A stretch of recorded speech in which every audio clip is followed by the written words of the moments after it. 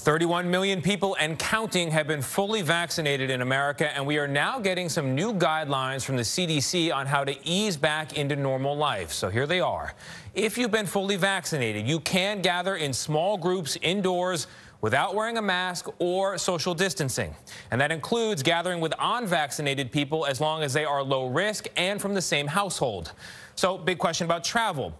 Don't do it, according to the CDC, unless it is essential. They say no to any non-essential travel.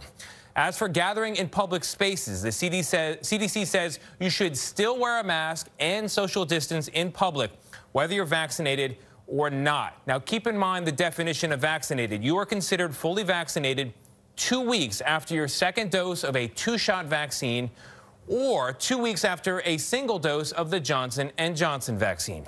For more on all of this, we are joined now by Dr. David Agus. Dr. Agus, good morning to you. Exactly who I'd want to see this morning on a subject like this. It's a big day. 1 year into the pandemic, we're now opening up a bit, according to the CDC. What more do you think people need to know? Thank you, Tony. The important thing, this is data-driven. Based on data from the United Kingdom and Israel, what we know is that when you're vaccinated and you're exposed to the virus, there's very little chance of having significant virus. 70% will have no virus at all. 30% will be asymptomatic or mildly symptomatic with a little bit of virus. And what that means is you can get together safely with other people who are vaccinated and with one other family without chance of significant viral spread. This is a major step forward, one of many that are going to have to happen to get out of this pandemic.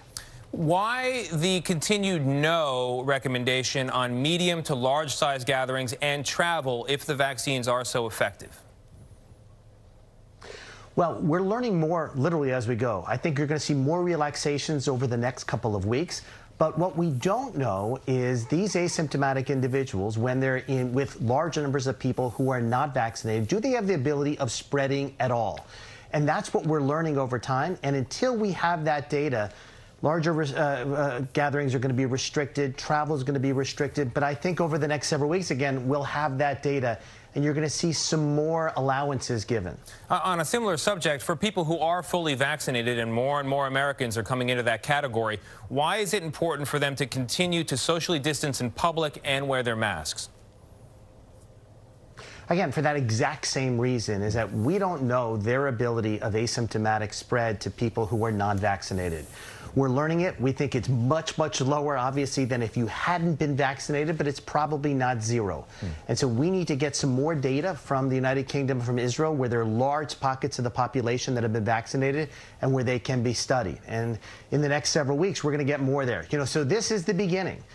This is the beginning of the next several months of slowly enabling more privileges to get back to a new normal. Where are you on the subject of a vaccine passport, as it's called, some kind of a documentation allowing people to move more freely? Do you think that's a good idea? 100% is that's going to have to happen. Yeah. States are going to say, I don't want an unvaccinated person coming into my state because there are people who won't respond to the vaccine and I don't want to put them at risk. Restaurants may say, we want to have everybody vaccinated so we can have people without masks in the restaurants. So yes, I think that's going to be the new normal. If you want to travel, if you want to go out to a public place, you will have to show that you have immunity. Yeah, and if you're not vaccinated yet, take a look at these benefits, and they're only the beginning. They're going to increase. Dr. David Agus, thank you very much.